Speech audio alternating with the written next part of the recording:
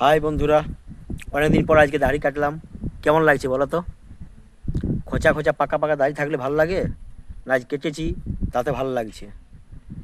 কি বলবো, এই জন্য বলে গ্রামের লোক। আজ দাড়ি কেটেছি, সেটা বলছে হ্যাঁ রে কোথা যাবি, হ্যাঁ রে শ্বশুরঘর যাবি নাকি? তা হারে, আমি কি দাড়ি কাটলে কি শ্বশুর বাড়িয়ে যাই? বিয়ের আগে কি আমি পিসির বাড়ি না মামা বাড়ি যেতাম না? তখন কি আমি পাকা পাকা দাড়ি নিয়ে যেতাম?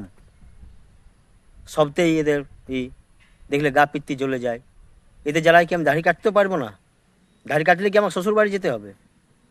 কেন অন্য জায়গায় যেতে পারি না আমি? সবাই জিজ্ঞেস করছে কী ব্যাপার, কী ব্যাপার দাড়ি কেটেছি, কী ব্যাপার দাড়ি কাটিয়েছিস। এবার সবাইকে কৈফিয়ত দিতে হবে, সবাইকে বলতে হবে। এই জন্যই বলে গ্রামের থেকে শহর অনেক ভালো, কেউ কিছু জিজ্ঞেস করবে না। এই যে দাড়ি কাটতে রাস্তায় যাচ্ছি, না হলে 50 জন জিজ্ঞেস করলো কী ব্যাপার দাড়ি কেটেছিস। তাহলে এদের জ্বালায় কি আমি দাড়ি কাটবো না? আর শ্বশুরবাড়ি যেতে হবে দাড়ি কাটলে, কেন পাকা দাড়ি